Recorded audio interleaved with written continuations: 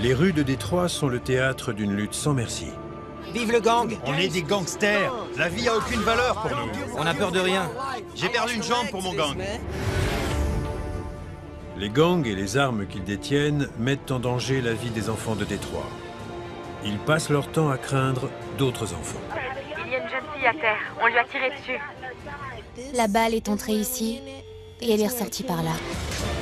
Police, main en l'air! Attendez! Une unité spéciale a été créée pour éradiquer cette guerre urbaine qui fait rage depuis des années. Quand ils voient ça, ça les calme. Grâce à des tactiques agressives et une connaissance de la rue sans précédent, ces policiers affrontent les gangs au péril de leur vie. C'est pas en jouant les gentils flics qu'on peut maîtriser ces gars-là. Main derrière le dos, déconne pas. Ces enfoirés reculent devant rien. Mort aux flics, voilà ce qu'on pense. Restez vigilants à tout moment, les gars. La porte de derrière! À terre! Main en l'air, dépêche!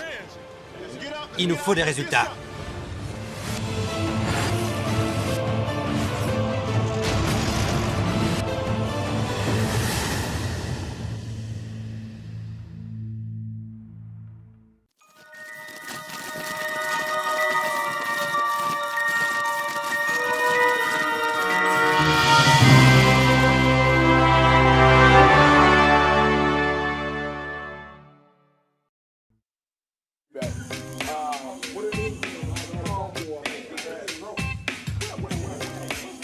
Tout le monde est là.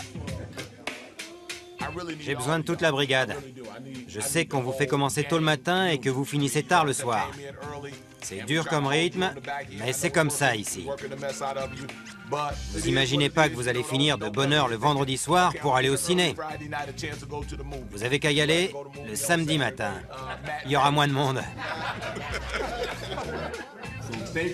Merci de votre professionnalisme. Continuez comme ça, soyez prudents. Revenez tous en un seul morceau.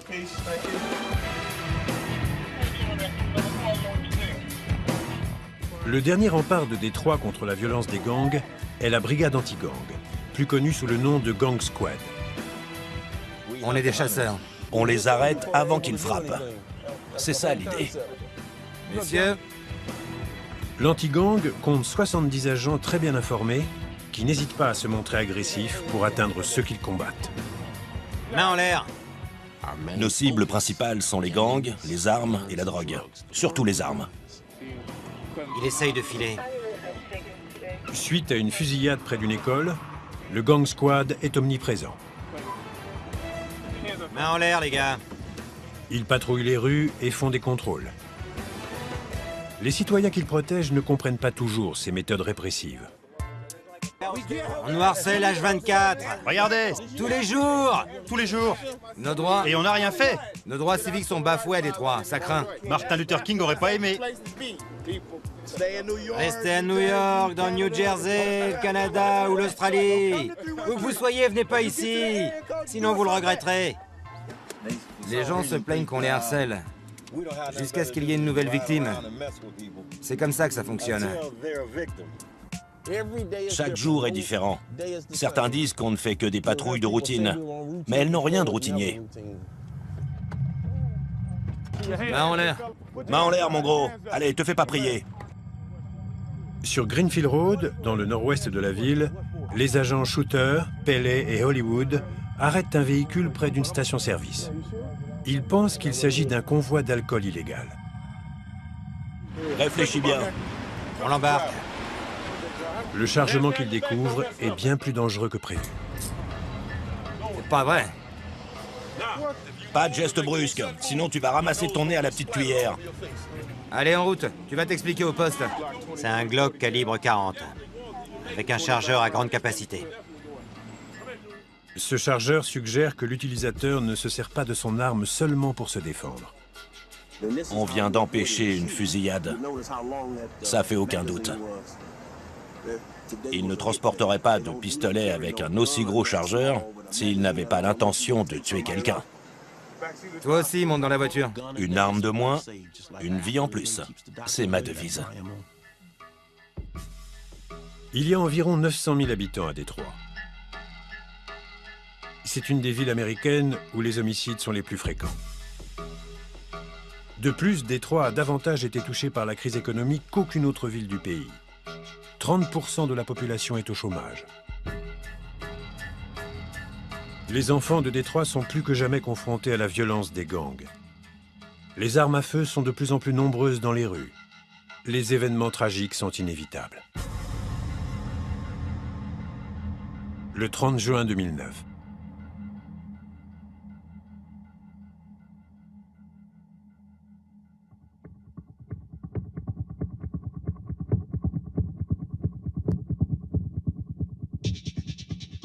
Ici le 911. Je suis à la station-service entre Warren Street et Southfield Freeway. Il y a une jeune fille à terre. On lui a tiré dessus.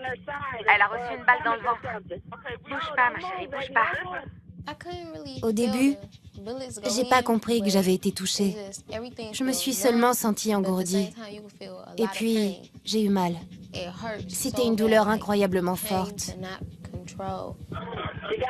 Elle est touchée au ventre et au bras. Ok. Est-ce qu'elle est la seule victime? Non, il y en a plusieurs. Tout un groupe de gosses. D'accord. Chérie, ne bouge surtout pas. D'accord. Tiara Dickerson, 17 ans, est l'une des 7 victimes de la fusillade qui a lieu près de l'arrêt de bus de son école. J'ai pensé à plein de choses. Je me disais que je voulais pas mourir, j'espérais que j'allais m'en sortir et que la police me sauverait.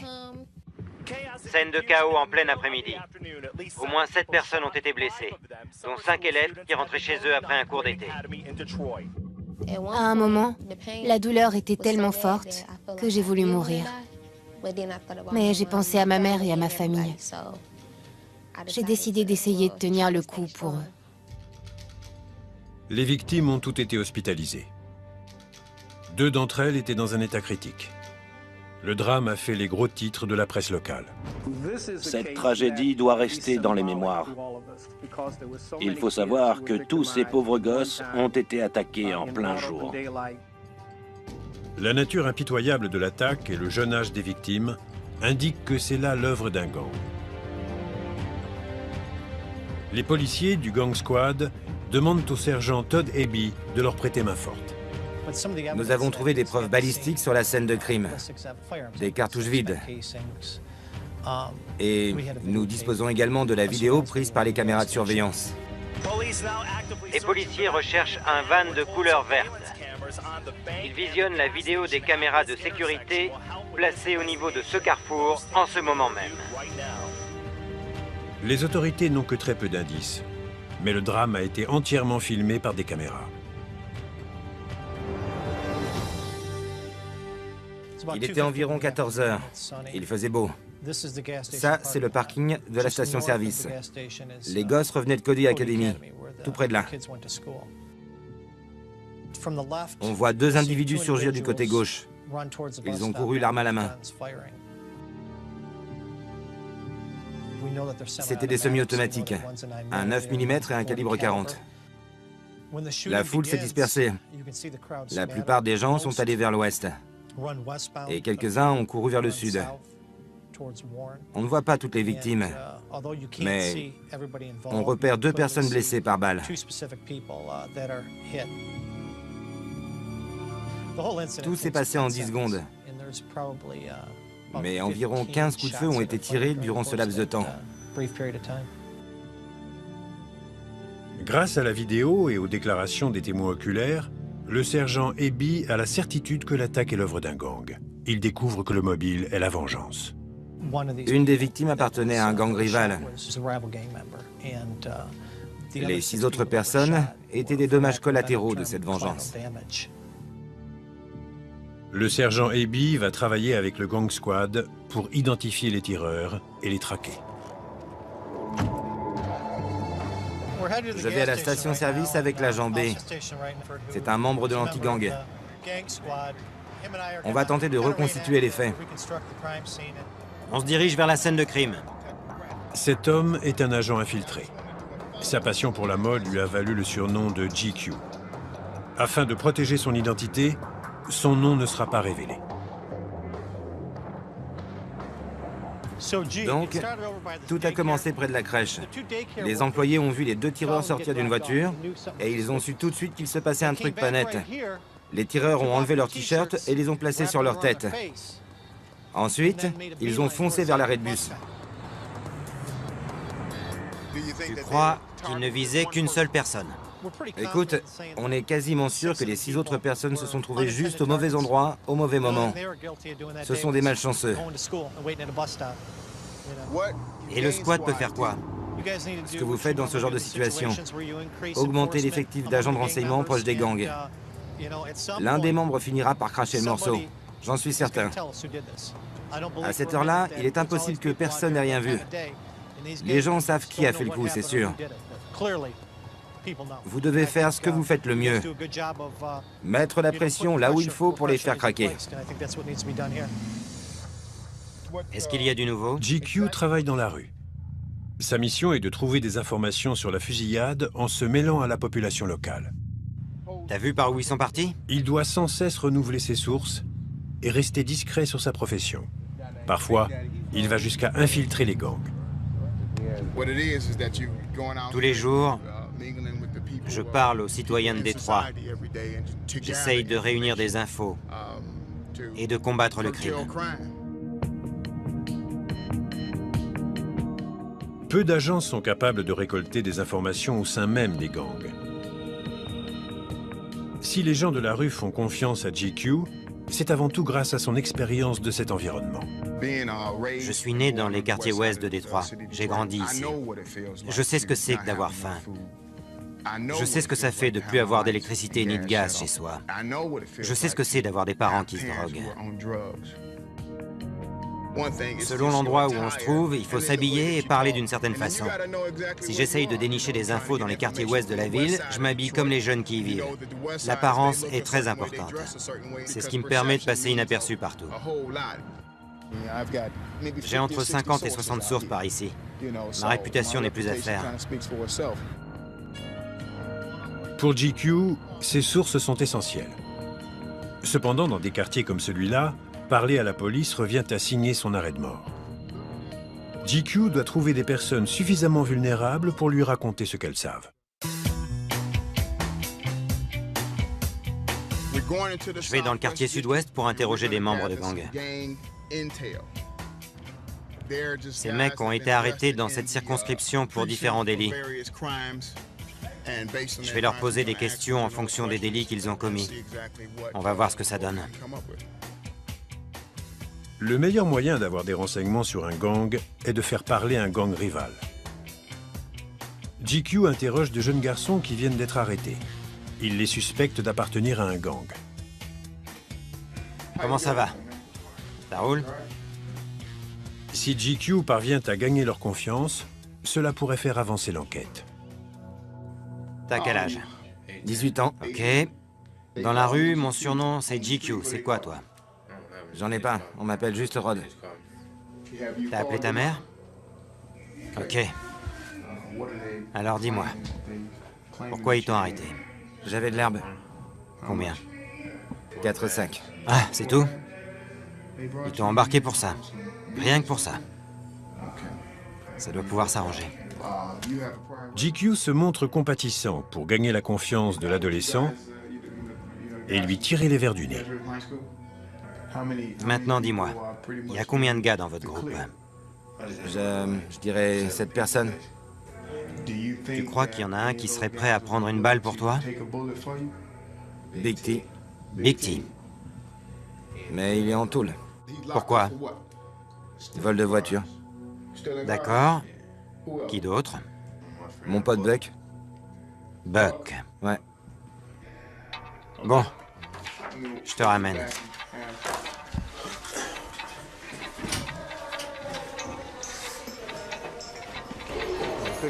J'ai pas réussi à lui soutirer les informations que je voulais. Mais c'est un bon début. Ça va, mec? Le détenu suivant a été arrêté dans le cadre d'une autre fusillade. Je crois que t'as une fille ou un... Un fils. Un fils. Junior. Junior. Je pense à mon fils. Je sais bien. Notre groupe, c'est pas un gang. C'est pas notre style, mec. C'est quoi alors? Une famille. Il a été coffré pour un délit majeur et il ment.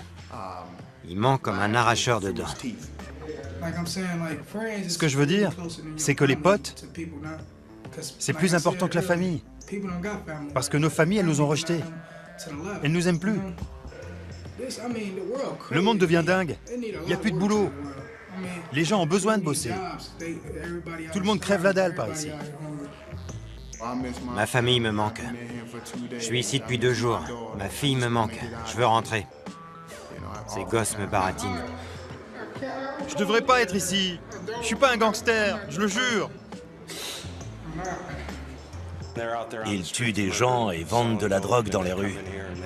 Mais dès qu'ils arrivent au poste, ils chialent comme des mômes toute la journée. On a l'habitude qu'on nous raconte des mensonges. Ce sont les jeunes qui sont au cœur de la violence des gangs. Les gamins de Détroit rejoignent un gang avant même d'atteindre l'adolescence. Dans cette ville, les gangs sont plus petits et moins structurés que dans le reste du pays. Warren Evans vient d'être nommé commissaire. Il doit faire face à une culture criminelle qui ne ressemble en rien à celle des gangs bien organisés de la côte ouest. C'est presque des gangs de quartier. Ils se battent souvent. Ils n'ont pas la trempe des gangs de Los Angeles ou de Chicago. Vers la fin des années 70, les gangs avaient une hiérarchie très structurée. Ils avaient une sorte de PDG à leur tête. Mais maintenant, c'est plus le cas. D'un côté, c'est une bonne chose, mais de l'autre, ça nous complique la tâche. Il y a beaucoup de groupuscules. Il faut découvrir qui est en guerre contre qui et qui sont les meneurs de chaque gang. Or, ces derniers temps, et pour ne rien arranger, la loi du silence est plus présente que jamais dans les gangs, pas seulement à Détroit, mais aussi dans tout le pays. Aucun d'entre eux ne veut passer pour une balance. Personne ne veut passer pour quelqu'un qui donne aux flics des renseignements qui incriminent d'autres gangsters. Parce que dès que la rumeur de la fuite se répand, le type est fichu. Ils n'hésiteront pas à le tuer. La fusillade de l'arrêt de bus a eu lieu en plein jour, devant de multiples témoins. De ce fait, l'affaire aurait pu être résolue rapidement, mais la loi du silence qui règne dans les rues empêche toute progression. L'affaire la plus choquante de ces dernières années à Détroit, un règlement de compte entre gangs qui a fait 7 victimes, est encore loin d'être résolue. L'anti-gang compte sur sa nouvelle recrue. Nom de code, Sandman. Sandman est agressif, tenace et très malin. Ses connexions dans la rue font de lui un atout précieux. Il vient des quartiers est de la ville. Les gangsters implantés là-bas ne sont pas de simples voisins. Ils font partie de sa famille. Pas mal de membres de ma famille appartiennent à un gang. Mais ils ne me mêlent pas à ça. Ils savent que ça me plaît pas. Plusieurs des cousins de Sandman font partie d'un gang baptisé les 7 Mile Bloods. Ils sévissent dans l'est de la ville. Leur territoire est surnommé la zone rouge. Quand on a affaire à un gang un peu hors norme, c'est un peu plus dangereux, parce qu'ils essaient de se faire un nom dans la rue. Ils pensent qu'en faisant certaines choses, ils seront reconnus par les autres gangs. Conserver des contacts réguliers avec des gangsters est très important pour Sandman. Ces relations pourraient lui valoir des renseignements sur la fusillade. Salut. Ouais. Ok, vous barrez pas. Dis-leur de pas bouger de là. Je te rappelle dès que j'arrive dans le quartier. Dans à peu près 5 minutes, d'accord? Ok. C'est eux sur la gauche. Le plus jeune membre de ce gang n'a que 13 ans. Il n'y a aucune issue. Quand on fait partie du gang, on n'en sort que les pieds devant. Trop cool les mecs, on va passer à la télé. Ouais, la classe! On est des gangsters, des monstres. La vie a aucune valeur pour nous. On n'a peur de rien. Aucune valeur. J'ai perdu une jambe pour mon gang. Visez ça. Mais j'en suis fier. C'est clair. Le gang, c'est tout pour nous. Seven Mile Bloods. Seven My Blood, on est comme des frères. On forme une famille. Et on veut pas d'intrus chez nous. Mort aux flics. La tôle nous fait pas peur. Tout le monde connaît les Seven My Bloods. Nous, on assure. On se laisse pas faire. On gère. Oh, c'est quoi ça?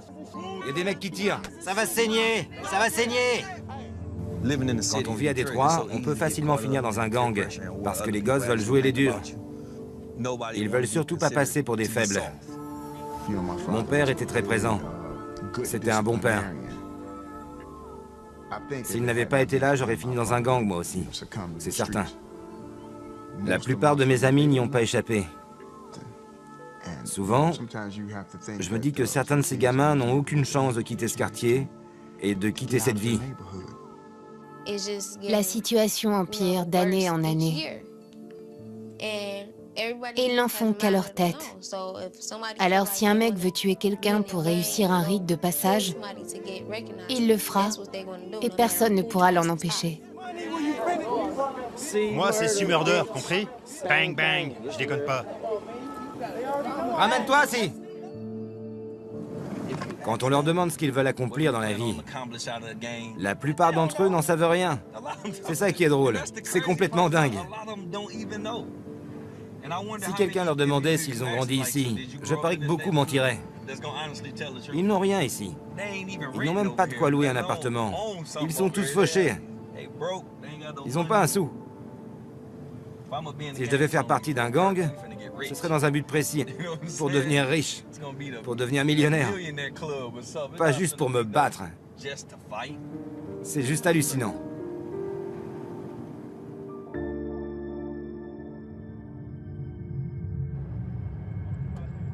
Les efforts de GQ et Sandman commencent à donner des résultats. Ils ont une piste.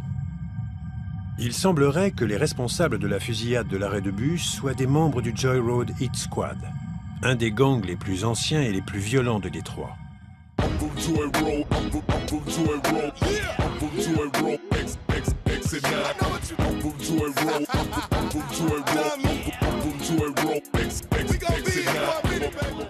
Ce gang est impliqué dans d'autres fusillades, des attaques à main armée et des carjackings.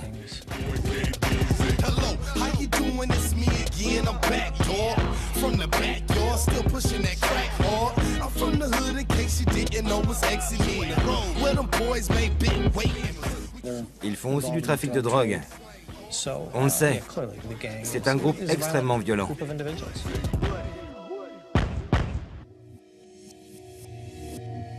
Le territoire de ce gang se trouve dans le nord-ouest de la ville. Il s'étend de Joy Road à West Chicago Street en passant par Southfield Road où a eu lieu le drame de l'arrêt de bus. La police pense que le mobile de l'attaque était la vengeance. Les tireurs visaient un adolescent membre d'un gang rival. Des témoins ont identifié 2 suspects. On n'a pas de mandat d'arrêt pour l'instant, mais on a de fortes présomptions sur certains individus. Ils sont très jeunes, ils n'ont pas plus de 20 ans et ils font partie du Joy Road Hit Squad. Leur suspect numéro 1 s'appelle Dimitrius Hinton, un adolescent recherché pour homicide dans une affaire de drogue. Hinton est toujours dans la nature. À présent, c'est à GQ et Sandman de localiser les différents suspects avant qu'ils ne disparaissent. 17h. D'accord.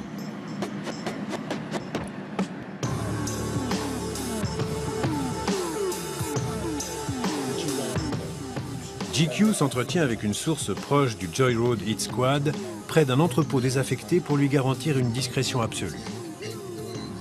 La question principale de GQ est simple, où est Dimitrius Hinton? Pour nous, cet enfoiré est l'ennemi public numéro 1 de Détroit. On va ratisser la ville au peigne fin jusqu'à ce qu'on le coince. On s'arrêtera pas avant. À ton avis, il est où? Où est-ce que ce môme de 15 ans a pu aller? Il est sûrement chez un membre de sa famille. La source fournit à GQ des informations sur le gang. Il lui donne également des pistes pour l'aider à localiser le suspect principal. Après plusieurs discussions de ce genre, l'anti-gang retrouve la trace de Dimitrius Hinton. On vient d'apprendre que Dimitrius Hinton a filé dans le Minnesota il y a 4 jours. Ils vendent de la drogue là-bas. Ma source ne sait pas où exactement. Apparemment, Dimitrius dealait pour ma source avant. D'autres unités ont eu l'info? Non. Je l'ai eu il y a à peine une demi-heure. Dimitrius, c'est qu'on te cherche? Ou pas? Non, je crois pas. Il va revenir. J'ai identifié ses acolytes. Voilà son bras droit, DeMarco Lewis. Il n'est pas impliqué ici? Non, mais il fait partie du gang. D'accord. Je vois. Il faut qu'on récolte un maximum d'infos sur tous ces gars. Qu'on sache qui sont leurs associés, les membres de leur famille, leurs copines. Au cas où ils les contactent. Ce qui va sûrement arriver. Ouais, c'est sûr. Ils doivent guetter le retour du suspect à Détroit. Le gang squad l'attend de pied ferme.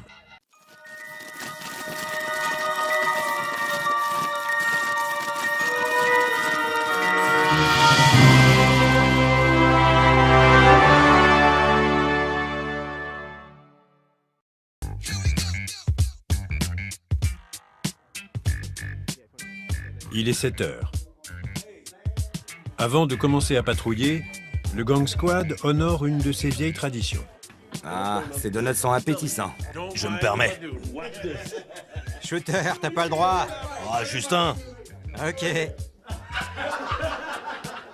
faut bien que je prenne des forces pour lutter contre le crime. Ah, ils sont bons. Délicieux, le top.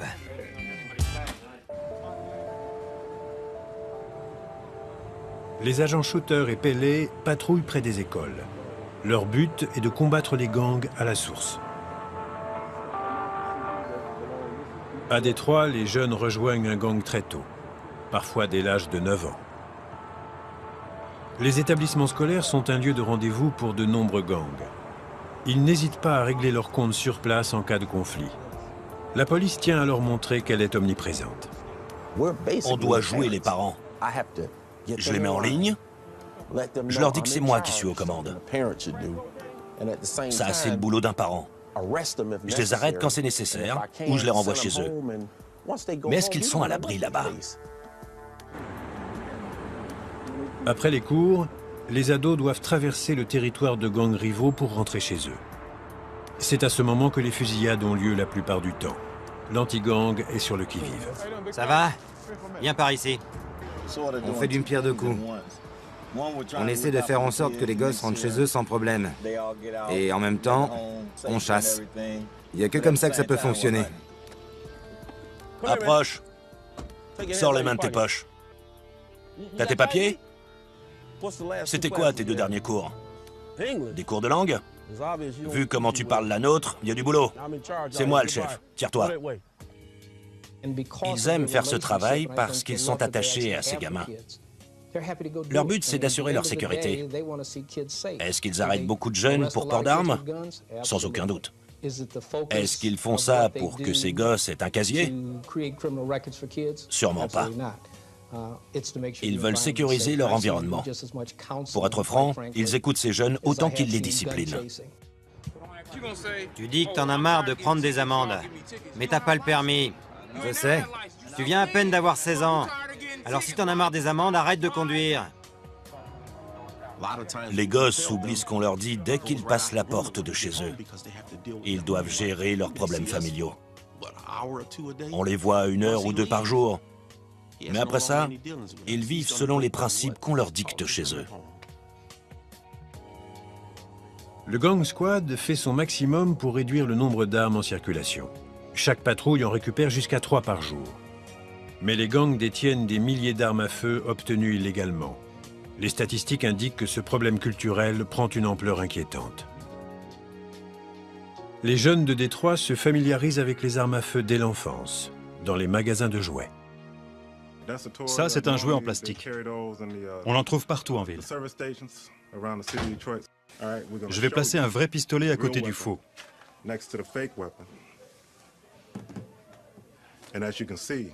Comme vous le voyez, ils sont quasiment identiques. Des gosses d'une dizaine d'années jouent avec, sans aucune arrière-pensée.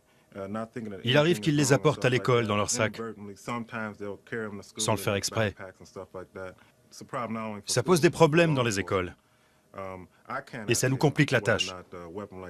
Il faut qu'on détermine en une poignée de secondes si on est en face d'une arme ou d'un jouet. Une erreur peut coûter la vie à un gosse. Quand j'étais gamin et que je me disputais avec d'autres mômes, on se battait, mais après c'était fini. Aujourd'hui, un groupe en attaque un autre avec des flingues. Quand les victimes sont remises des pertes, elles se vengent. C'est une guerre sans fin. Ces gosses ne règlent pas leurs problèmes à coups de poing, ils se tirent dessus. Si un type me tient tête, je vais le retrouver avec un flingue, et cette fois, c'est moi qui aurai le dessus. C'est comme ça qu'ils pensent. Les gangs n'ont pas recours à la violence uniquement dans le cadre des guerres de territoire. Leur principale source de revenus est la vente de drogue. Le meilleur moyen de retrouver les membres d'un gang est de localiser leur point de vente.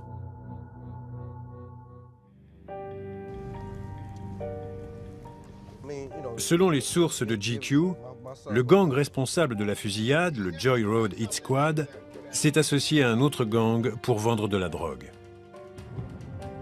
Il n'est pas rare que plusieurs gangs se servent d'une même planque pour stocker leur drogue. La source de GQ lui a indiqué où les deux gangs entreposent les produits illicites qu'ils revendent. Je vais te montrer leur planque. Là-bas, il y a de la drogue et des flingues. Les gars jouent au poker. C'est un peu comme leur QG. GQ et Sandman préparent une opération afin d'obtenir des informations supplémentaires.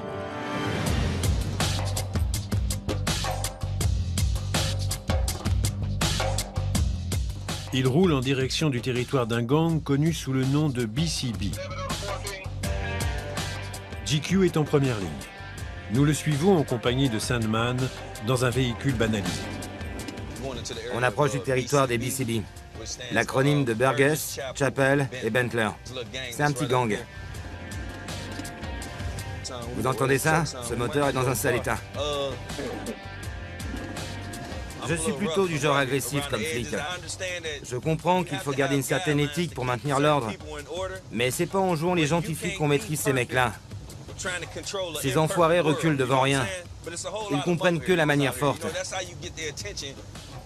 Quand on essaie de maîtriser un type, il nous tape dessus. À un moment, on peut plus se contenter d'encaisser. Et on riposte. C'est juste de l'instinct de survie. Beaucoup de citoyens ne sont pas d'accord avec ça. Ils s'en plaignent. Mais ils ne feraient jamais notre boulot. Même s'ils gagnaient le double de ce qu'on nous donne.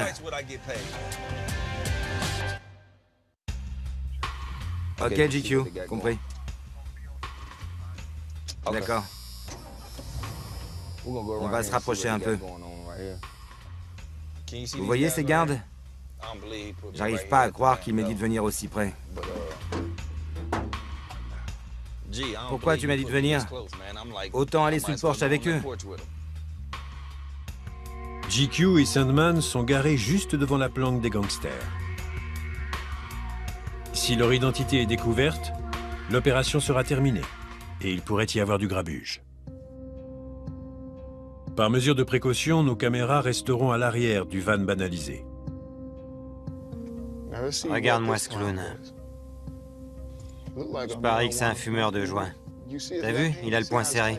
Ouais, comme s'il avait des billets dans la main. Voyons ce qu'il va faire. Ouais. Quelqu'un veut s'acheter de l'herbe.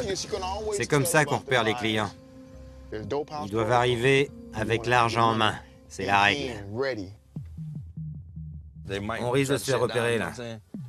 Un van se pointe et personne n'en sort. On va faire semblant de s'intéresser à une maison. D'accord. Ils vont agir en tant qu'agents immobiliers afin de surveiller la planque d'un peu plus près. Quoi qu'il arrive, ils doivent jouer leur rôle. Depuis quand cette maison est vide? Salut mec. On cherche à acheter des maisons. Non, non. On voudrait se payer ces baraques là. Vous voulez acheter dans le coin? Elles valent quoi? 12 000? 15 000 dollars? C'est pas une bonne idée. Celle-là, elle est pas mal. Ouais, mais on dirait que cette baraque sert de squat. Ouais? Il dit que c'est une affaire. Non, il dit que ça vaut pas le coup. Elle est pourrie, cette baraque. Elle est abandonnée depuis 2 mois. C'est pile ce qu'il nous fallait. Le mec puait l'herbe. C'est ce qu'il nous fallait pour avoir un mandat. GQ a été abordé par un jeune homme qui voulait savoir ce qu'il cherchait. Cette rencontre s'est révélée être décisive pour l'enquête. Ils m'observaient, ou nous observaient. Ils voulaient savoir qui on était. Par chance, j'ai reconnu le type qui m'a parlé. C'était un des suspects associés à la fusillade de l'arrêt de bus. Tu sais, un des acolytes du mec qu'on cherche pour meurtre. GQ et Sandman pourraient arrêter le suspect et l'interroger, mais cela compromettrait leur couverture. Le gang saurait qu'il est sous surveillance. Ils vont se servir de ce qu'ils ont découvert pour obtenir un mandat. Les 3 gars qu'on a rencontrés sentaient l'herbe à des kilomètres. De plus, ils ont identifié un suspect. Cela devrait appuyer leur demande. Ils ont entre 20 et 25 ans, comme mon indique me l'avait dit. Ça devrait suffire pour le mandat. Il se doute même pas qu'on est flics. Il a serré la main du diable.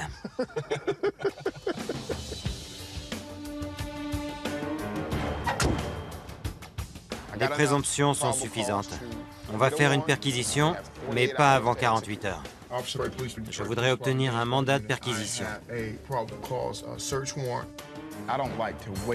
J'aime pas attendre. En 48 heures, trop de choses peuvent se passer. Il est fort possible que la drogue disparaisse entre-temps. Quand j'ai une info, j'aime aller droit au but.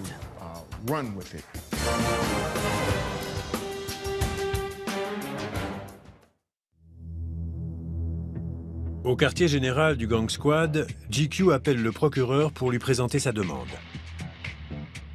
Après avoir obtenu le feu vert, il tape un rapport résumant les faits et apporte le dossier à un juge pour qu'il valide la perquisition.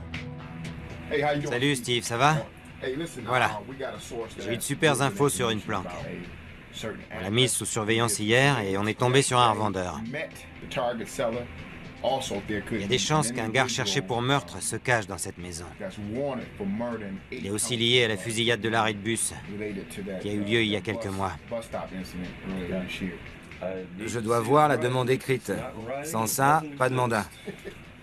J'ai eu l'aval du procureur assistant ce matin, par téléphone.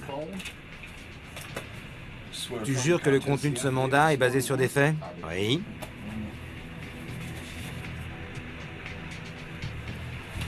Voilà. Et soyez prudents, les gars. Merci beaucoup, Steve.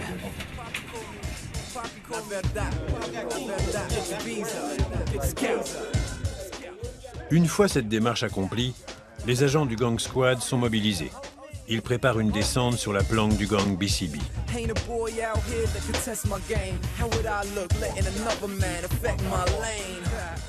Ils doivent agir au plus vite pour mettre à profit les informations réunies par GQ et Sandman. Ils vont faire face à un nombre de gangsters armés indéterminés. De l'action. Enfin. Il nous faudrait une brigade canine, non? Les chiens trouvent que dalle. Voici notre homme de tête. Bam. Salut. Il m'envoie les suspects, je leur passe les menottes et je les confie aux autres. Ça, c'est pour ouvrir la voie. Quand ils voient ça, ça les calme. Et voici le chef de l'opération. Nom de code, Search. On a dit qu'on ferait plus ça. Tu y as cru? Je me fais toujours avoir. C'est parti pour le briefing. J'ai pas mal de signalements. La vache. Trop fort! Kingpin a pété la table. Te gêne pas, surtout. T'as cassé la table en deux. Elle était fragile. T'as craqué ton fut aussi. Elle était fragile, je vous dis. Pas mal, Kingpin. Tu l'as pété comme un vulgaire coquille. Elle était déjà cassée, c'est pas ma faute. Bon sang! C'est bon, arrêtez avec ça. Prêt? Bon, on a le mandat de perquisition. C'est une maison en bois verte, de plein pied. Notre cible est un homme noir, entre 19 et 23 ans. Il porte un survêtement noir. On pense qu'il s'agit de DeMarco Lewis. Qui prend le fusil? Moi, Qui fait équipe avec lui? shooter. Reb, tu gères? Les prisonniers comme d'hab. D'accord. C'est une planque du gang BCB. Bentler, Chappell et Burgess. Ils terrorisent le quartier, ils cambriolent les habitants. Ces gars-là vont être armés jusqu'aux dents. S'ils ouvrent le feu, on se met à couvert. Je désignerai quelqu'un qui avancera. Si on entend des coups de feu, on attend. Si vous avez un doute, ne tirez pas. Ouvrez l'œil et restez vigilant à tout moment. Vous devez être dans le bain dès le début. En ce qui me concerne, tout est prêt. Je vous demande qu'une chose. Revenez tous en un seul morceau. D'accord? On doit dire une prière. Ouais. Seigneur, merci pour cette opportunité. Merci de nous avoir guidés jusque-là. Veille sur chacun d'entre nous. Fais en sorte qu'on revienne tous ici sains et saufs. Que ton Fils, Jésus-Christ, nous montre le chemin, qu'il nous accompagne et bénisse notre mission, qu'il protège chacun d'entre nous. Amen. Allons-y, il nous faut des résultats. À terre! À terre! La porte de derrière! La porte de derrière, vite! Va avec lui. Police, on a un mandat. J'ai une hernie discale. Arrête de te foutre de moi et pose tes mains sur la caisse. Validé. C'est bon? Dépêche. Fouillez les voitures. RAS. RAS. RAS! L'anti-gang lance l'assaut avec une précision militaire et arrête tous les suspects présents. C'est tout ce qu'il avait. L'enfoiré. Doucement. Je le tiens. Mais tant que le périmètre n'est pas totalement sécurisé, les agents doivent rester en alerte.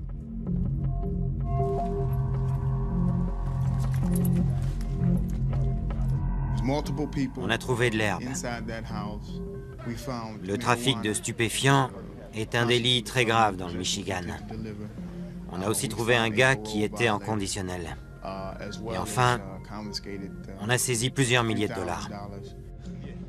Les policiers ont avant tout appréhendé un suspect qui leur semble familier, et pour cause. Il ressemble beaucoup à Dimitrius Hinton, leur suspect numéro 1 dans l'enquête sur la fusillade de l'arrêt de bus. Salut, Edge. On pense avoir coincé Hinton. On l'a comparé aux photos qu'on a. Il y ressemble, mais on voudrait s'assurer que c'est bien lui. C'est lui tout craché. On doit vérifier quand même. On espère que c'est bien le type impliqué dans la fusillade.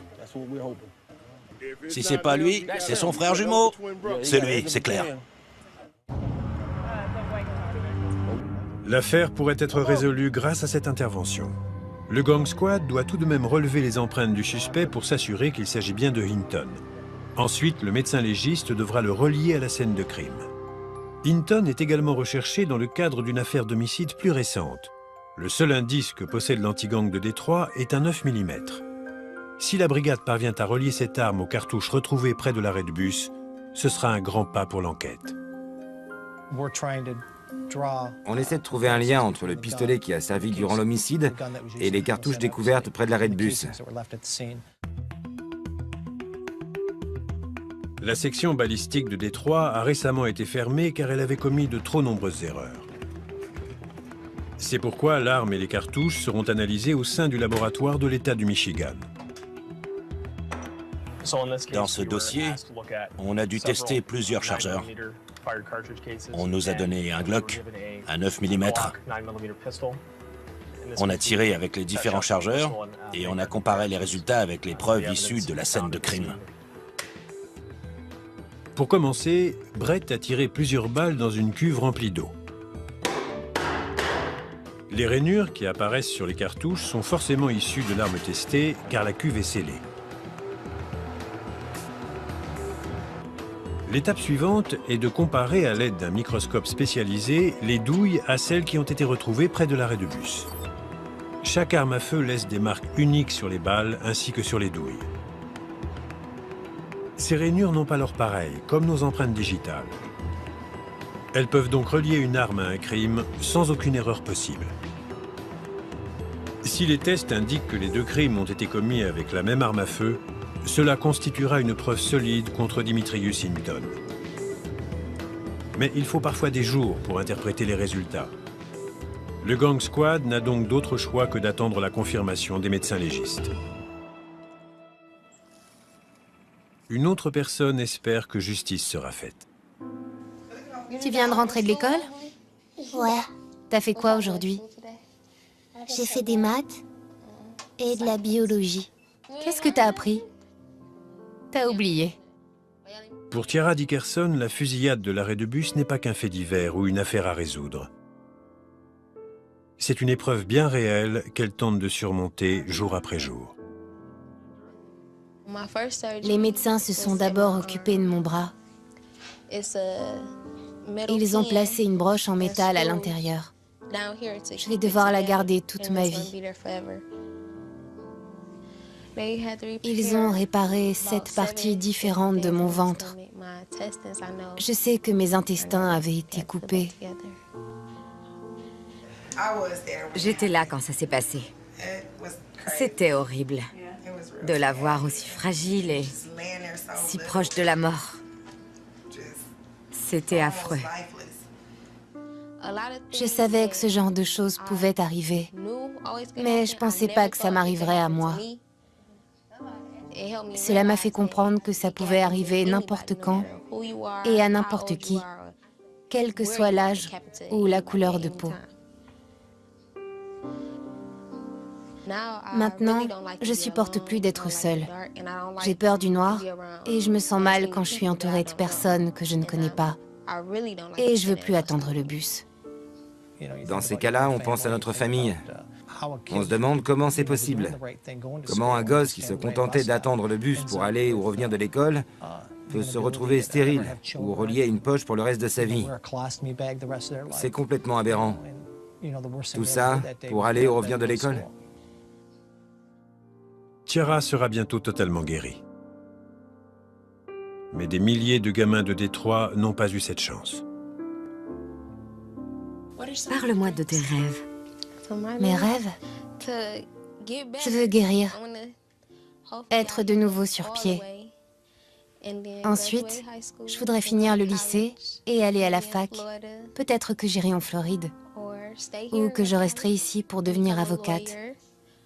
Peut-être que je deviendrai éducatrice. On a prié de toutes nos forces. Et ça a marché. Je suis contente qu'elle aille bien. Qu'est-ce que tu fais? Je la coiffe. Applique-toi alors.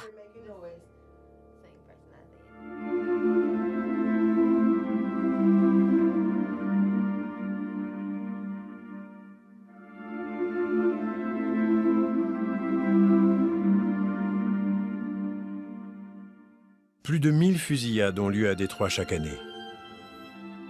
Malgré la charge de travail que cela représente, les membres du Gang Squad s'investissent dans chaque affaire. Les échecs les affectent beaucoup. Les résultats des tests sont sans appel. Ce n'est pas le Glock 9 mm qui a été utilisé durant la fusillade de l'arrêt de bus. Et ce n'est pas tout. Les empreintes de l'adolescent arrêté pendant la rafle ne correspondent pas à celles de Dimitrius Hinton. Ce ne sont pas ces empreintes. On s'est planté. Il faut tourner la page, mais on va continuer les recherches. On va faire preuve de ténacité, d'agressivité, et on le retrouvera, c'est sûr. Ça ne nous décourage pas, au contraire, ça nous motive.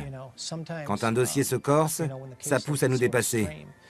Au lieu de rentrer chez nous à 19 h, on se dit qu'on peut rester 1 heure de plus. C'est utile.